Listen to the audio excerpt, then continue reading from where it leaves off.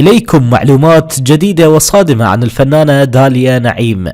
داليا نعيم اللي صرفت أكثر من 100 مليون على شكلها، وأجرت أكثر من 60 عملية في جميع أنحاء جسمها، لذلك ظهرت بهذا الشكل الرائع والجميل.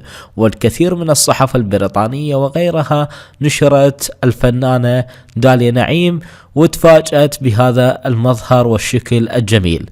الفنانة داليا نعيم هي من مواليد 1993، بدأت مشوارها كإعلامية، إلا أن توالت عليها عروض التمثيل، ومثلت في العديد من المسرحيات، وقدمت عدة برامج تلفزيونية، كما تعد من مشاهير العراق المثيرين للجدل بسبب مظهرها المختلف والجدلي وتصريحاتها الغريبة. وأيضا الفنانة المحترمة والكبيرة داليا نعيم في الآونة الأخيرة قررت أنه ترتدي الحجاب وتظهر بشكل أكثر جمالية من هذا شكلها. حاليا الفنانة داليا نعيم تسكن في منطقة الأعظمية في بغداد بعد أن توفي والدها. عاشت مع والدتها وبدأت مشوارها إلى الشهرة من خلال كإعلامية، بعدين تطورت وأصبحت فنانة، ولديها الكثير من اللقاءات على الشاشات العراقية.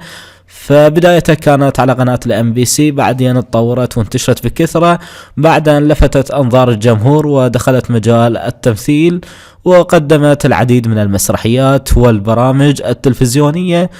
وأيضا تعد إحدى من نجوم في المسرح الوطني العراقي في عام 2014 بعد مسيرتها الناجحة في مجال الإعلام والتمثيل.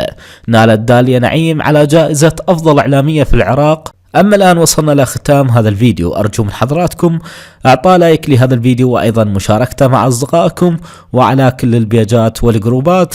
أما الآن وصلنا لختام الفيديو، شكرا لكم على المتابعة.